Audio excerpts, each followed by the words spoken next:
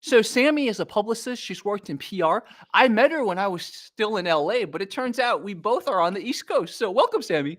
Thank you so much for having me. When I met Sammy, she was helping with an event and she was representing some celebrities. So, Sammy, let's start at the beginning of your journey. Did you always want to work with celebrities, or is this something you kind of fell into? So my mom actually did PR for our local theater here in Maryland called the Hippodrome. So she, had all the touring productions of the Broadway shows that were coming to Maryland, and she handled the PR, and we got to kind of grow up in the theater, seeing all these wonderful shows and getting to go backstage and seeing her local segments promoting the show. And I just thought that she had the coolest job ever. So having her kind of as my mentor, I always knew that I wanted to do PR in some capacity. And obviously, I always loved entertainment and movies. And the first time I ever went to LA, I was on a teen tour where kids get to travel cross country. And as soon as I was in LA, I just felt like I'd always lived there. So I kind of knew I wanted to live in LA. I knew I wanted to do PR. I had internships in PR starting in high school. I worked at it's now called the CSG Arena, but it was the Baltimore Arena where we got all the concerts, and they would have the circus and wrestlers and different concerts. I think Britney Spears came here back in the day. So starting entertainment, then I majored in PR at Boston University, moved to LA right after college, and my first job was at Paramount Studios. So it kind of just all came together. When you landed that first internship, how did it feel? It was really exciting. My high school actually had a great internship program for seniors. So I only had to go to school, I think, for half days. And then Tuesdays, Wednesdays, I think it was like Mondays, Tuesdays, and Thursdays that I would go to the arena and work my hours downtown and get to go to all the concerts and learn PR from the head of PR at the arena. And my mom actually was working downtown at the Hippodrome, so I got to meet her for lunch. And she definitely helped me get that internship. I always say I'm like a PR Nepo baby in Baltimore because my mom really, was the director of PR at the Hippodrome. So she knew everyone. She had all these great media contacts. So I kind of grew up in this world. But it was a super cool internship. I got to bring my friends to the concerts, and I loved that internship, and it kind of solidified that PR was what I wanted to do. Since high school, and probably even before then, you understood one of the core tenets about PR, which is that it's all about human relationships. Absolutely. I've worked in PR before, and sometimes the staff, I remember, sometimes they would always like send emails to reporters and stuff, and I would tell them, you got to meet them. They got to know your face. They got to know. And like you understood that in high school. No, I am very lucky that I got to have my mom as, like I said, my mentor, because she was always so great at establishing and maintaining relationships. And so I really got to learn from her. And then, like I said, through my internships, I interned at Broadway in Boston in college. So that was their theater. So I got to experience that as well. And originally I thought I wanted to do theater, but that's obviously living in LA, not as big there. The first job you got after graduating from BU, that was in LA? Yeah, so that was at Paramount Studios in the Page program. So I was actually one of those people that wore that uniform and drove the carts and gave tours.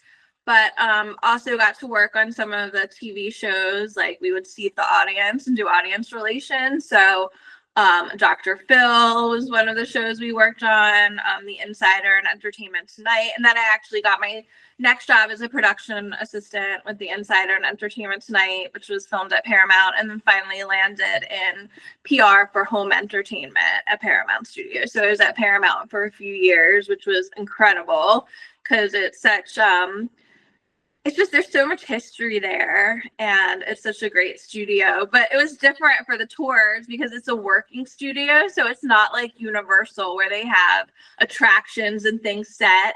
It could be, you could have a great day where there was so much going on at the lot, or you could have a day where there's absolutely nothing going on at the lot. So one of my first internships, I would sometimes give tours too. I was working Oh, at the yeah. Fox 29 station in wow. Philadelphia. And so like it was the same thing. It's like some days you'd give tours and everyone was just sort of there, but there Yes. wasn't too much going on. And then some days it's like, oh, something's happening. Yeah, that's really cool. So as a page, you sometimes had to adapt, right? You had to adapt to the audience, to the people. Absolutely. I can tell you. Well, there was one funny story where I had this group of older ladies and the weather, it was kind of rainy. There was like nothing. The lot was dead. They weren't really filming anything. And I was like, oh, they're having the worst time. This is the worst tour ever. And so we're getting ready to kind of leave. And the tours they were like an hour and a half, 2 hours. So I had to fill the time, which could be painful. And I'm like, these people are having the worst time. And then as we're about to like head back to the store where we picked up and dropped off the guest, all of a sudden Warren Beatty walks by and he was like, hi, ladies. And then they had the best. They were like, this is the best day of our lives. So Warren Beatty saved my tour. Coolest story I had one of those where nothing was going on, but then I was like, well, I mean, no one's in the studio right now. If you guys want to take some pictures in the anchor's desk, you guys can. And they're like, oh my God. So like I saved the tour too, kind of like that. You like have to be okay, what do they want? Yeah, exactly. You gotta think on your feet and make it fun. You were at Paramount for a few years. And what was the plan afterwards? And I did want to go into personal PR, working with actors and actresses after that. So I did move after that to an agency called Wolf Costellar, and I did get to work in personal PR. And after that, I was kind of like, maybe this isn't what I want to do. That was a really difficult job, but I learned so much. But definitely how to have a thick skin. So then after that, I was like, maybe I don't want to do personal PR. So then I kind of dabbled in other things. I worked in an advertising agency. I worked for a celebrity nutrition expert. And then eventually I did come back to the personal PR world. But years later, kind of having worked in the industry for a while with a much thicker skin and much more experience, and then found like an agency in LA. I can't remember exactly when it was that I started working with Corey Feldman and he signed with me as my client. But that was kind of like a game changer because he was like my first client as a publicist. And it was at a time where his reputation really wasn't good and he was looking to really break into the music industry. He was having his album. And so he was kind of taking a chance on me and, his reputation. And we really kind of like grew back together. Like so many of my amazing contacts, like I feel like I owe to him. But I booked him on the Today Show for that was his first ever nationally syndicated performance.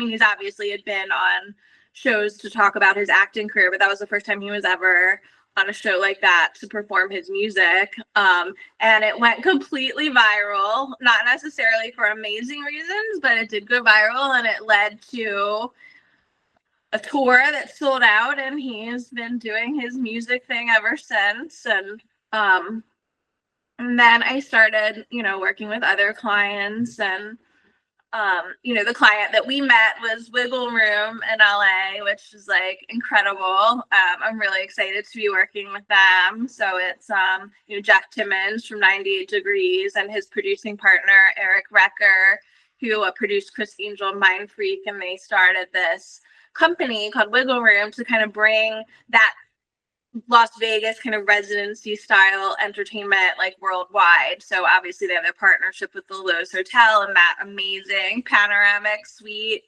where we met. And I think we were there for the Banachek show. Now they're going to launch Rich Manley, who's like this adventurer, a super cool guy. He actually, like, his grandfather was an adventurer too and left his journal to him. And he's kind of like recreating his grandfather's adventures and doing all this crazy stuff. So they put on these shows there and I've been promoting that, and that's been incredible. So now I kind of get to work with people that I want to work with. It took a while to be able to turn down clients and do that. But now I feel like I'm in a really good position where I get to, really pick and choose who I want to work with and what makes sense. Meeting you, I realized, okay, you've done more than the average PR person, right? That's why it's like you're such a really cool, inspiring person to talk to. Thank you. Yeah, absolutely. If someone wanted to be a publicist or someone wanted to be a PR, let's say they're in college and they're in high school, what would be advice for them if you had to give them some advice? The most real life experience that you can get is so important. I think that, obviously like studying in school is good, but the more you can get like actually working with people, working with media, shadowing publicists, and depending, like in Baltimore, it's very different. We don't even call ourselves publicists here. I think I'm director of public relations, but it's a lot of B2B, business to business, and more corporate clients. So we do have experience with that. And that's a different beast. But PR, I think, like the fundamental like principles of PR, like writing a good pitch, writing a good press release. I think, so yeah, I would say like have internships, really learn as much as you can. If there's like a PR agency that you're interested in or a publicist, like ask if you can just intern with them or shadow them at an event. Definitely keeping up with like timely trends. You always want to find like, when you're pitching a client, I think the hardest parts of the landscape right now, I think are one, there's so much people putting out content, like now anyone can write and publish a book. Anyone can put out a movie or a music, like an album, a music video. So there's so much content being put out, all these different platforms. So you have so many publicists, and there are a lot of outlets, like especially like digital, like print is kind of dying, but everything is moved to digital.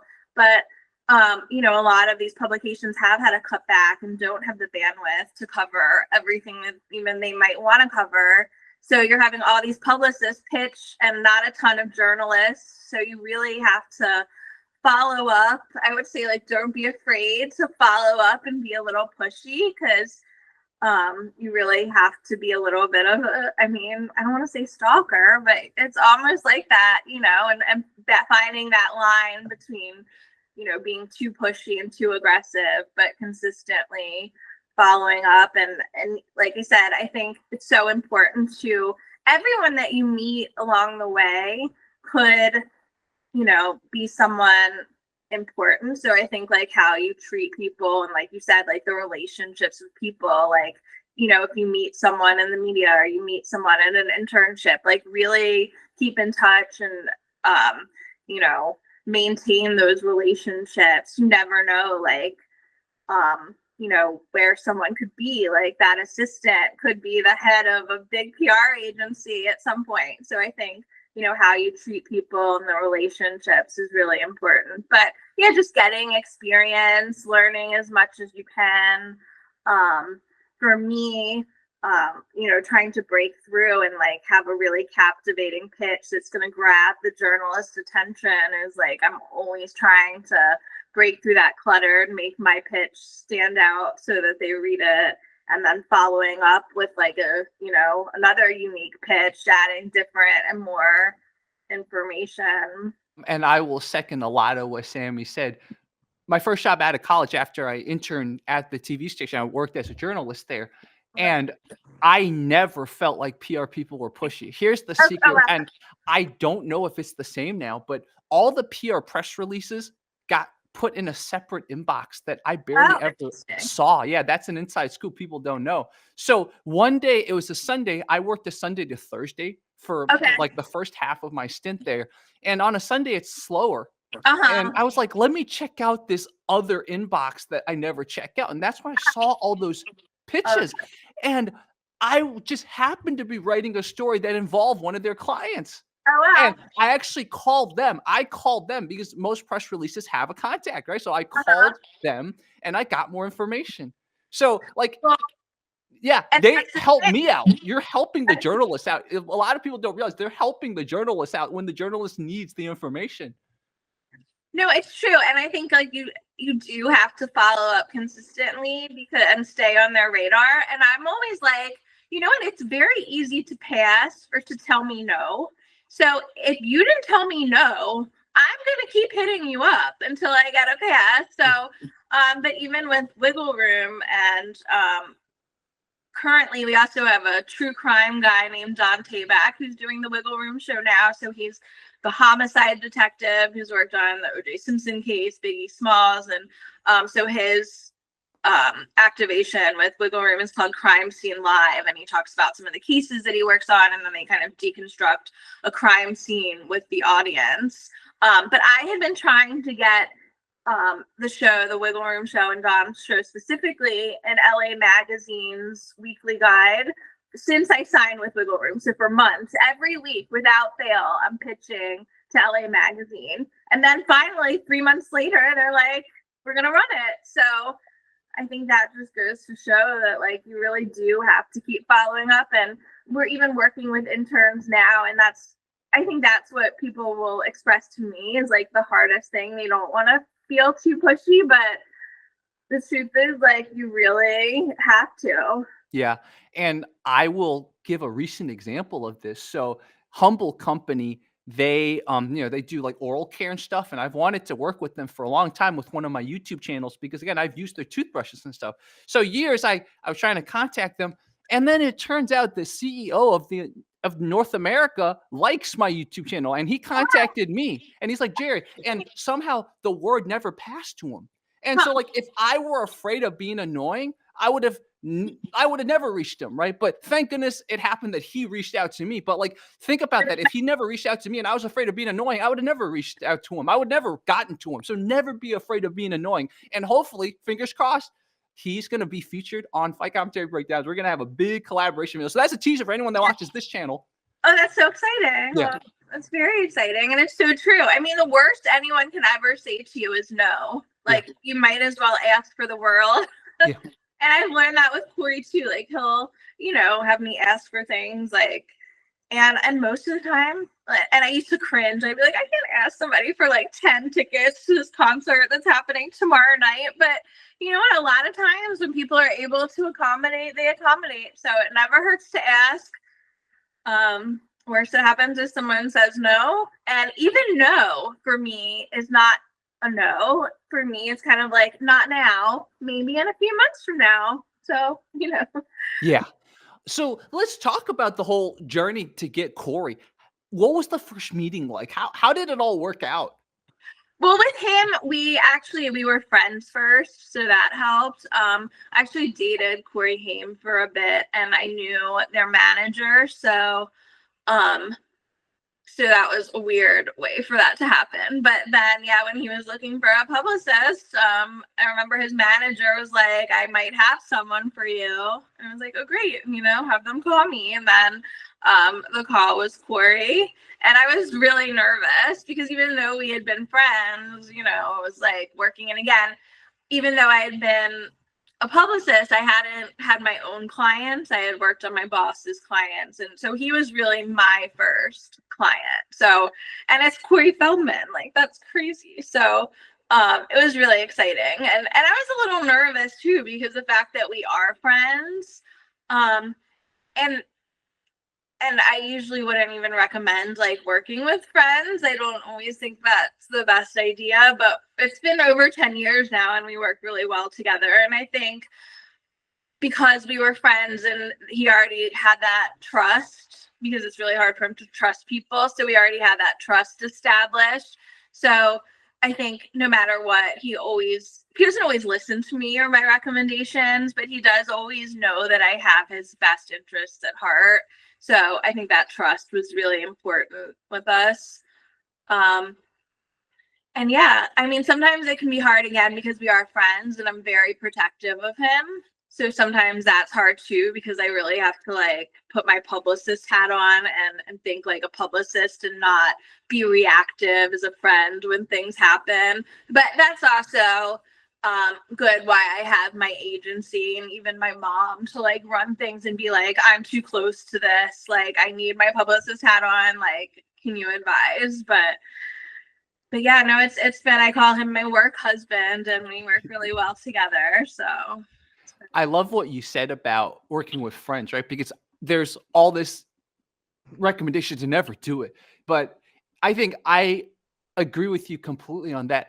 You just have to do it on a case by case basis. yeah. And maybe start out with something small. Like back in the day when I also worked in the corporate world, I had a project where I worked with a friend and it was okay, right? So it's like, all right, well, he's a person where if I had a boss and I needed someone, okay, maybe he'd be someone I can work with. But then it's like, once I became completely my own entrepreneur, then it's like, well, I don't think this friend is that type of friend where I can like work with him in a partnership. So like basically, you don't want to take any blanket advice about working with friends. You got to do a case by case basis and really know yourself and know the other person and use time and experience as the factor. Absolutely. I think that's really good advice. Is like, I'm not going to say blanket, don't ever work with friends, but I think, yeah, kind of, and yeah, and like Corey and I were always like, our friendship is first. If this doesn't work out, we'll part ways professionally and make sure that we're friends.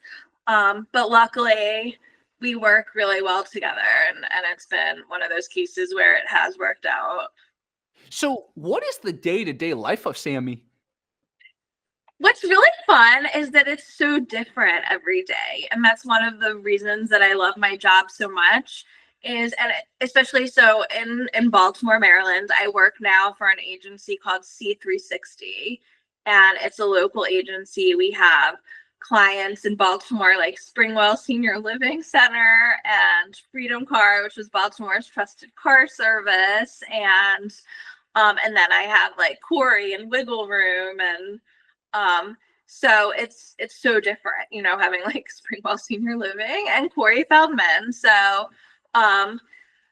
yeah, so every day is different. Really kind of prioritizing clients based on obviously retainer. So, some clients like have a much larger scope of work and just require more. But obviously like Corey has his new single Characters just released yesterday. And he's putting out the music video soon. So he's doing 2 radio tours this week. So it's a lot of pitching. So obviously his the timeliness of that album. But then with our local Baltimore clients, we have in-person client meetings. So like with Freedom Car, we'll go to Springwell, and we have photo shoots and TV segments, or I get to go to LA for a Wiggle Room event. So, a lot of it is pitching. I would say like most of my time is spent pitching and writing pitches, following up, really trying to get press, building lists of, I'm constantly building and updating lists, and like, especially for Wiggle Room, like some of these talents, there's so many like different areas to explore. So with like Don Payback, the true crime guy, we had all these true crime podcasts to look into, plus like local LA outlets and calendar listings, and trying to get like the date lines and things like that. And then so that's like various different lists and tailoring the pitches to each of those outlets. So a lot of time is spent doing that, and like I said, following up, like so much follow up, and just looking for like different unique angles all the time that I can pitch my clients. So like for Springwell Senior Living, I'm constantly looking on like what's trending with aging. They have a memory care facility, so is there anything in the news about memory care? Who can I pitch? So and then keeping track of coverage so that I'm sending break reports to all my clients so they know, and status reports so they know like where they've been pitched, any feedback I received, any press hits that we've secured, then leveraging those press hits for social media and seeing like, how much exposure we can really maximize those press hits with. So it's a lot, but it's like I said, because the clients are so different and there's always different stuff going on. One day I could literally just like be at my computer pitching all day, and the next day I could be at a TV station with a client because they're on air for a shoot, and then I could go over for a meeting somewhere else, and then come home and make a new media list. And yeah, so it's just constantly changing. But I think that's what makes it fun. And you get to meet so many different types of people. Obviously like the clients and the people around them with entertainment. Then you are working with like their managers, their agents, or working with the media.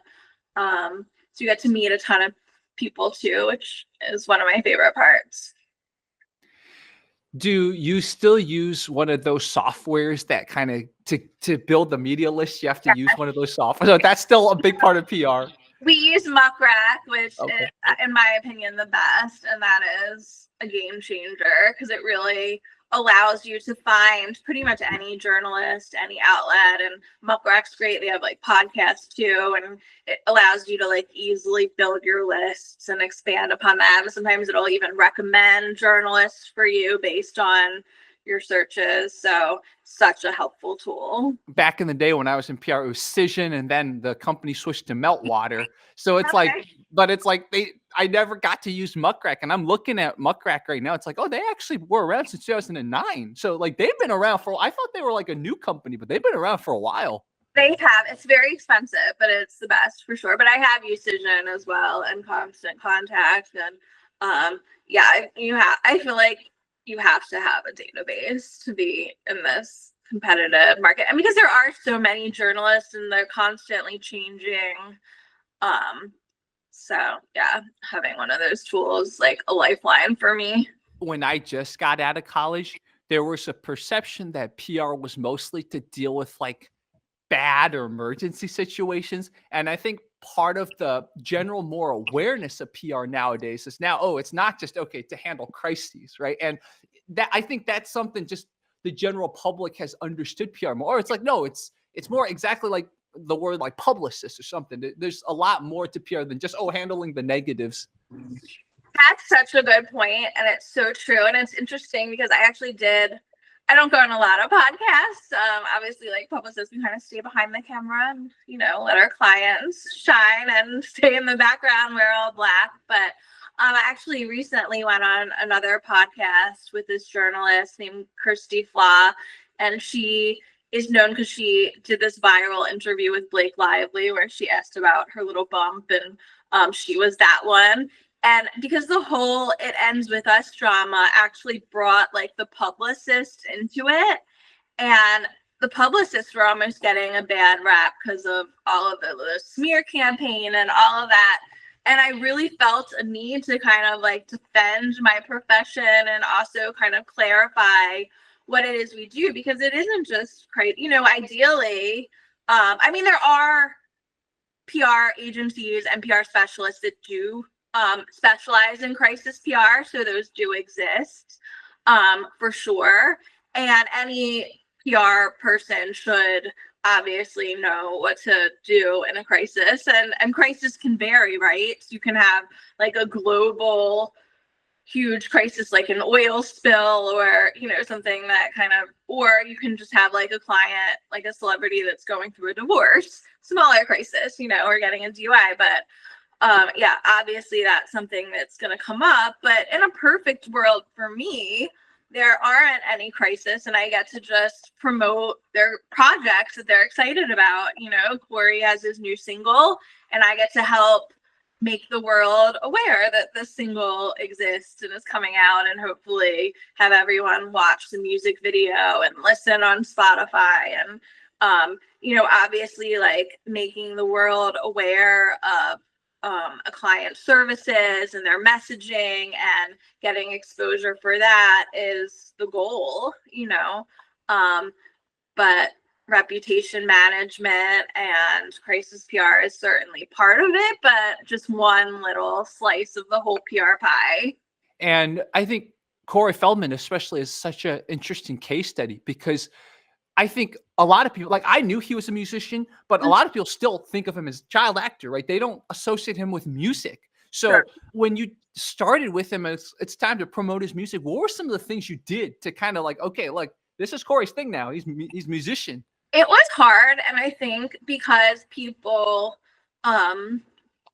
were very resistant. I mean, his music is it's an interesting, it's not everyone's cup of tea. I'm a comeback king. You know what I mean. When I'm gone, it's end of scene. But yeah, it was hard. And I think one of the things that we really had to do, and I had to encourage him to do, was like do smaller podcasts, do smaller things, and kind of like start over, because you're not Corey Feldman the actor, you're Corey Feldman the musician, and people are wanting to talk to you about what they always want to talk to you about: Goonies, Stand By Me. We have to make them talk about music, so that might mean that you have to do some smaller interviews and smaller podcasts and kind of build that momentum. So he did. I mean, we really kind of started small and started getting some traction, and then, but I was still at the same time pitching the bigger ones, and luckily, like the Today Show kind of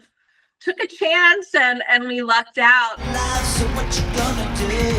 Every shot flies from exposure.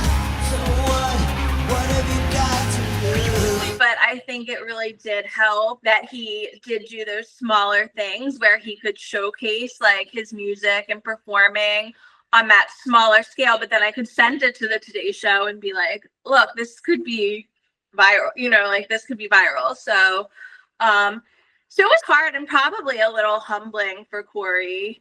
But I think, and somebody like Jeff from 98 Degrees, he's like really willing to do like whatever it takes to promote what project. Like he doesn't feel like he's above doing something. And I think that's a really good attitude to have, especially if you're kind of switching lanes into something that people aren't as accepting. You definitely have to like open yourself up to maybe promoting it in ways that you're not as accustomed to with the bigger things. But it was, it worked out, and it's still, even to this day, obviously there are people that don't think of him as a musician or don't like his music or want to see him act again, and he will act again. But I do think, there are a lot of people that go to his concerts, go to his shows, like going in like to kind of make fun of him and think of it that, and they end up coming out and they're like, you know what? That was a really fun show.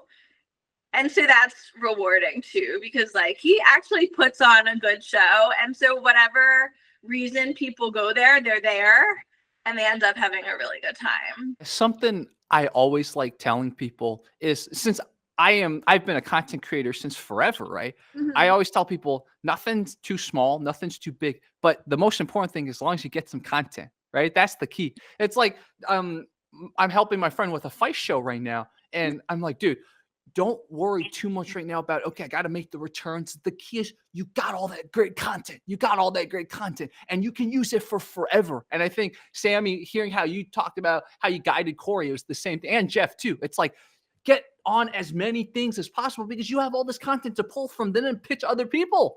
Exactly. I always say PR is kind of like building a house, and you need a really strong foundation. And all of these smaller things that you're doing are laying that foundation and giving you, like you said, more content to push out. When I follow up, I'll be like, did you see, Don on the T-Back, like the true crime guy? Like, did you see him on this podcast? He would be so great on yours. But I get to follow up with that additional piece of content, and that's super helpful. And another example is for Springwell Senior Living, they had a big event. They have this wonderful musician in residence program. And it was the 10-year anniversary of that. And they had this big event, and I had some news crews scheduled to come. And then I guess there was like a big local news day and they weren't able to come in person. So that was really disappointing, and kind of just like the nature of the beast, with PR, you're often at the mercy of the news cycle. And so that was unfortunate, but we really did our best on our end to get as much content as possible from the event. So getting videos, getting pictures, getting interviews, so that no matter what, we could repurpose them, so that then I could send a great post release to these stations that weren't able to come and be like, I know you weren't able to come, but we have all these pictures and videos. Maybe you can do like some post-event coverage, and we could utilize that for social media and for their website and for a blog. So that was one of those kind of like make it work moments. Like, yeah, this was unfortunate, but we can still get all this great content and leverage it. I 100% love what you just said. One of the reasons I left PR like more than 10 years ago was because back then the access to be able to get like high quality footage was still a few years away. Right now with our iPhones, we could basically get stuff that's newsworthy. Yeah. Film wise, okay, maybe a little bit, a few more years down the line, but like news wise, you get like enough content. So yeah, like I felt like that was the main thing that PR back in the day struggled with. It's like, I kept telling people in PR, it's like, why don't you learn how to use a camera and like get footage yourself? So if the journalist can't come, he can at least get some of the footage and attribute your client. Exactly, like spoon feed them the segment, and yeah, absolutely.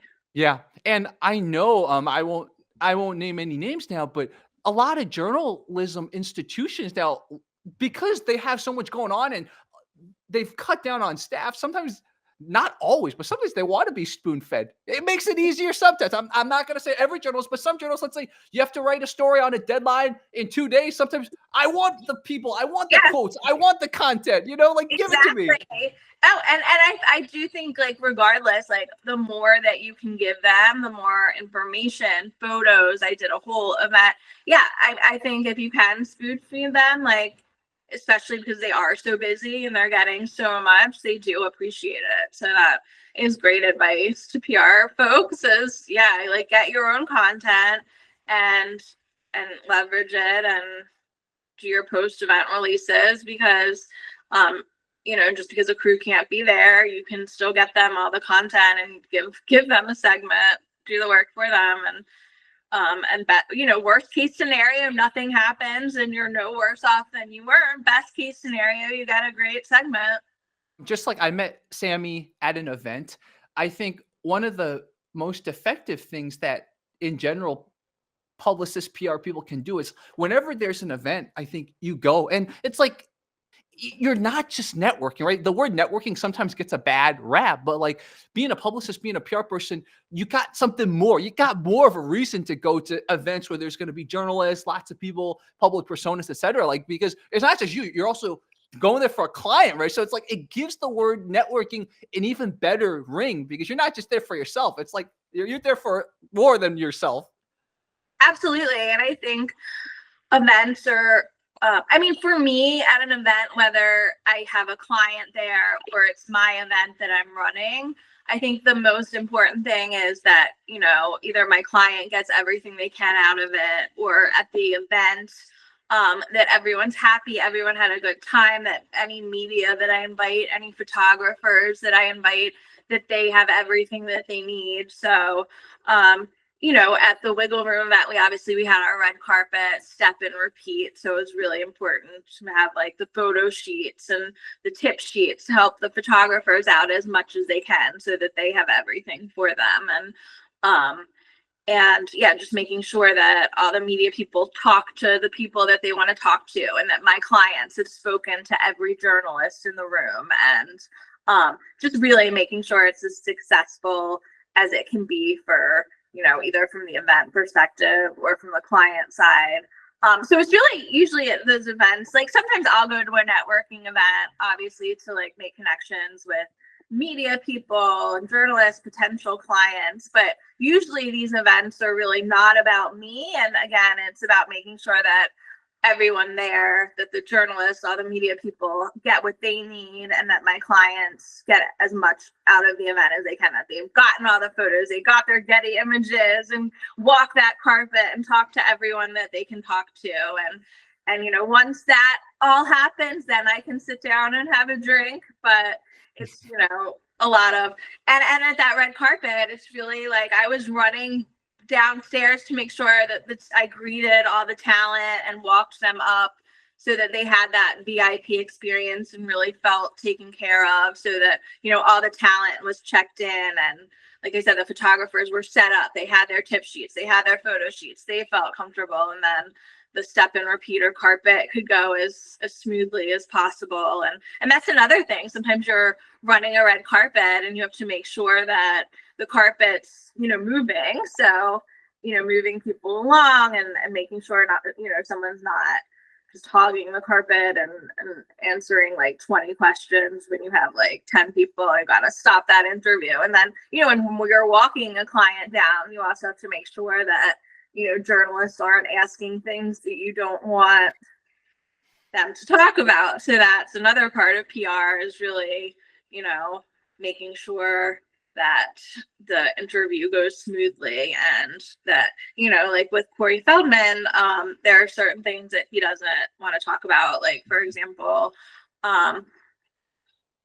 sometimes we'll stay away from talking about Corey Haim or like the, just depending, or sometimes he doesn't want to talk about his old movies. He really wants to focus on what he's doing now. And so I really have to make sure that the interviewer knows, like, you can ask 1 or 2 questions about Goonies, but we're really focused on his music and this topic.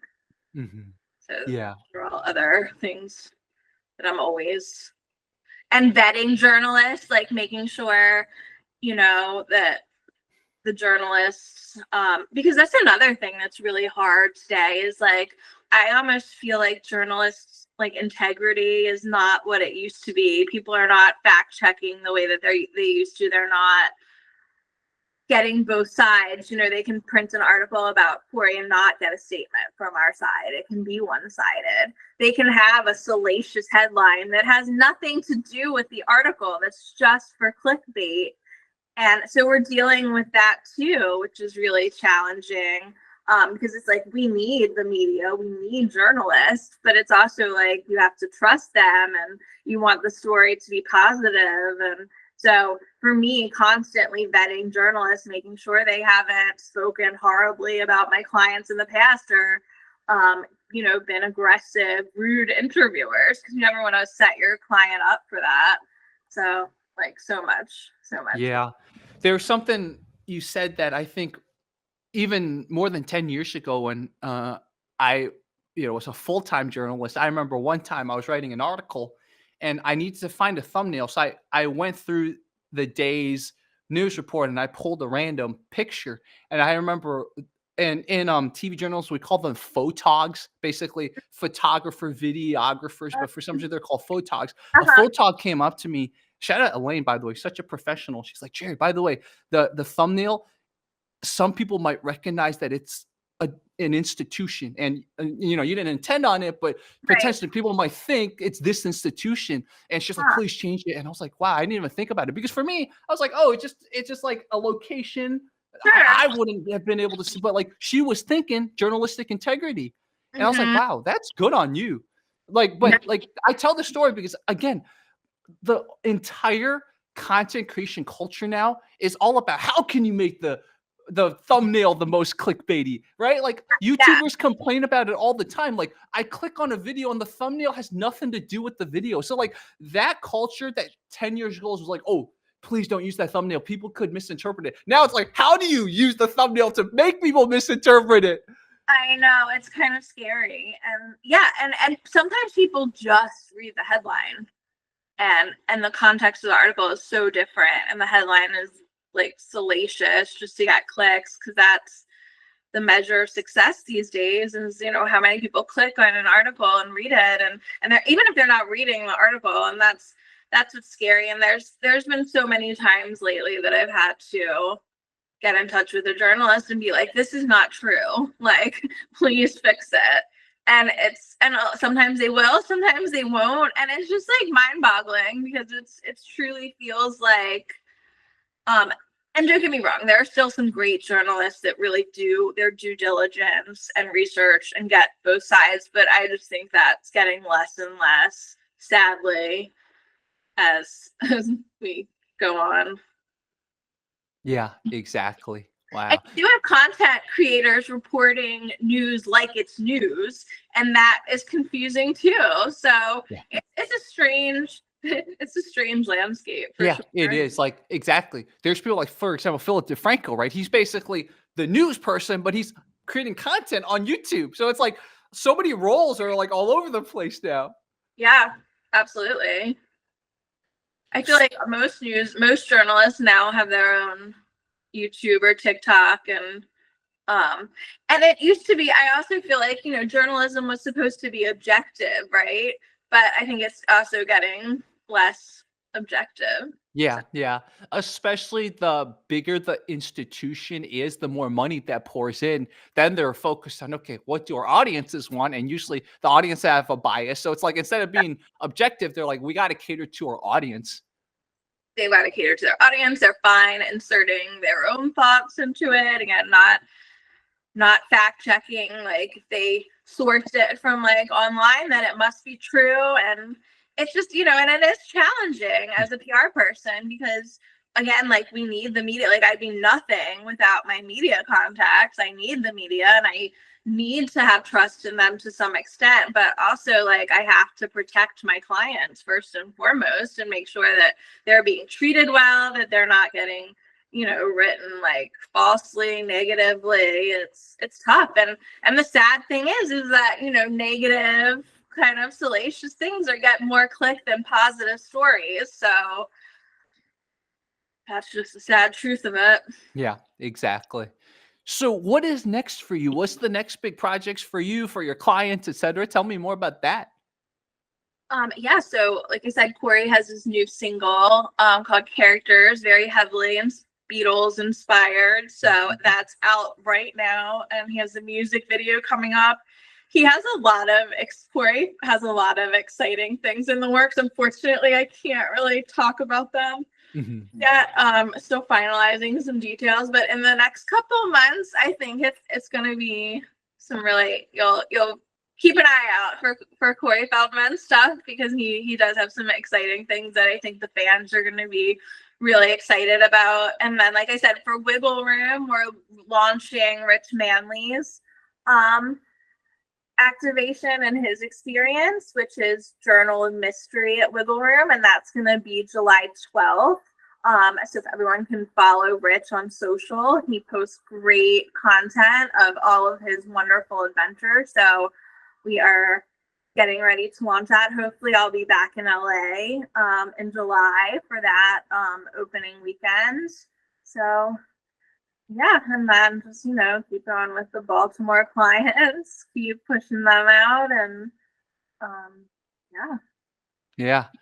I think this is great. And Sammy, we should definitely do more talks. In fact, Sure. if you're down, maybe in the future, if there's like a big event again in the publicist or PR space, we should do another talk about this. Like, I for love example, that. you know, after the Blake Lively thing, like, yeah, I would have totally interviewed you too if I knew you back then. So yeah, we could talk more if And there's that ever an was event like that. pretty recent because it's so, I mean, that is the craziest. That is one of the craziest things I've ever seen in this industry. And again, like it was so interesting, especially because it was the first time that the publicists were like really dragged into it